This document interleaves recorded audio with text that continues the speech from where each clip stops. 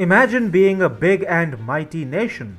Imagine being living supposedly in a communist utopia. But imagine being slapped in the face by a tiny nation which you think is your own territory. Imagine being China. Yes, we're taught about utopia from when we're young, where everything is perfect. Society has no crime. Everyone is affluent. Violence is an alien concept, and the boundaries of countries simply evaporate, and people live together in a global village. But as we know, some things are just not meant to be. Throughout human history, utopia has never really been accomplished, but China thinks it can establish it with the barrel of a gun. Yet, it is failing. It is tormenting people right now by dangling the carrot of a better future in their faces. It is snatching their rights, stripping them of all freedoms only to achieve global domination. But it is meeting hurdles every step of the way. Hi and welcome. This is TFI Global, the foreign affairs and geopolitical analysis arm of the TFI Media Group.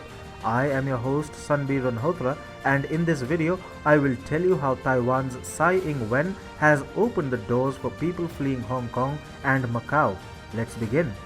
Hong Kong has come under the complete control of the Chinese Communist Party. Last year, a draconian national security law was enforced in the erstwhile free city.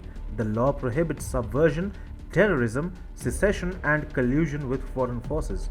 Of course, these are all terms behind which the CCP hides to mask its brutal crackdown on dissent and free speech. Since last year, the people of Hong Kong have been desperately wanting to get out of the city in search of freer pastures around the world. They have found safe havens in the United States, the UK, among other countries. Taiwan, on its part, has been at the forefront of helping Hong Kongers escape the CCP's clutches. Now, Taiwan wants to up its game. So, the Tsai Ing-wen government is opening its doors for the people of Hong Kong and Macau. Taipei plans to make it easier for people from Hong Kong to stay in Taiwan. According to Bloomberg, officials plan to allow people from Hong Kong and Macau who are studying and working in Taiwan to extend their residence permits for up to 1 year while job seeking. The new rules, which also make it easier for students to gain permanent residency after completing advanced degrees in Taiwan, could take effect as soon as early next year. Between January and August this year, data from the National Immigration Agency of Taiwan shows that 6,150 Hong Kong residents relocated to Taiwan.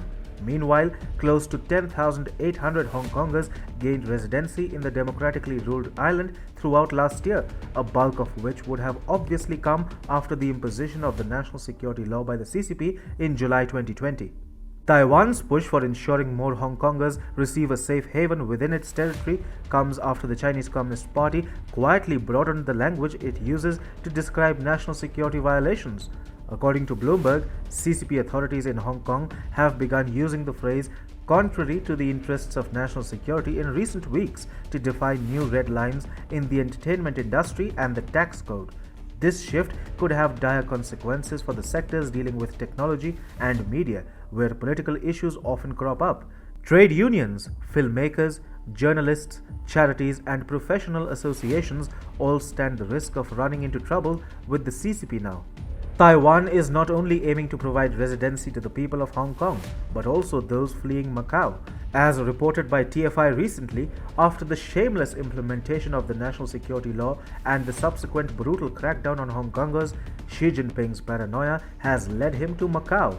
On September 15th, shares of Macau casino operators dropped by over a third of their value, or $18 billion, as the Jinping regime began a regulatory revamp that may see its authorities overseeing enterprises in the world's largest gambling market.